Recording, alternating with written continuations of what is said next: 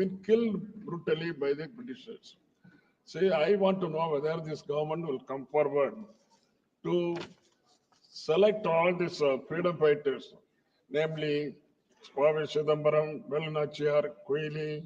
Veerapandiya Kattabomman, Marudu Brothers, Dheeran Chinnamalai, Undi Veeran, and Bhasha Menger, and so on, could be recognized at least now to say that these freedom fighters are taken into consideration by this government. माननीय अध्यक्ष महोदय, माननीय सदस्य ने जो 2022 के tableau को लेकर के जो प्रश्न किया है या जिसका संदर्भ लिया है, ये सीधे प्रत्यक्ष रूप से एक कमेटी बनी हुई है जो बहुत सारे विभिन्न पक्षों पर विचार करते हुए, उसकी कलात्मक गुणवत्ता से लेकर के अन्य पक्षों पर विचार करते हुए इस पर निर्णय करती है। मैं उस निर्णय के ऊपर अब आज 4 साल बाद में किसी तरह की टिप्पणी करने के लिए सक्षम नहीं हूं, लेकिन इतना अवश्य कहना चाहता हूं, जैसा मैंने पहले पूरक प्रश्न के उत्तर में भी कहा, सम्मानीय प्रधानमंत्री जी के नेतृत्व में आजादी का अमृत महोत्सव में ऐसे सारे फ्रीडम फाइटर्स देश में,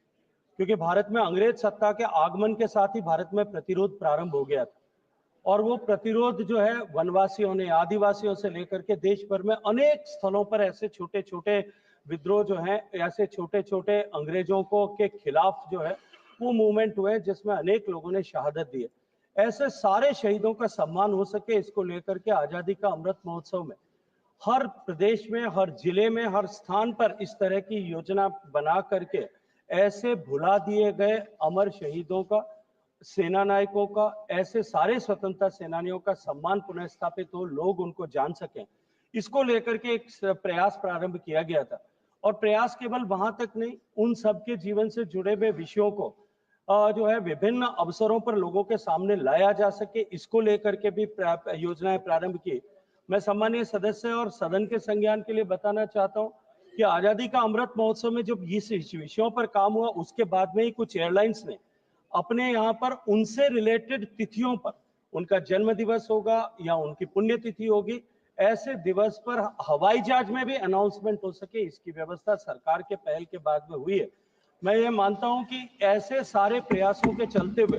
हजारों की संख्या में ऐसे लोग हैं जिनको पिछले 100 साल, 150 साल में इतिहास में के पन्नों में दफन कर दिया गया था या जानबूझ करके भी कुछ लोगों को भुलाने की कोशिश की गई थी। ऐसे सारे लोगों का सम्मान पुनः स्थापित हो, ऐसे लोगों का परिचय हमारी आने वाली पीढ़ी के साथ में कराने के उद्देश्य से इस तरह की योजना पर काम किया गया था। Question number 222 Shri Manickam Tagore.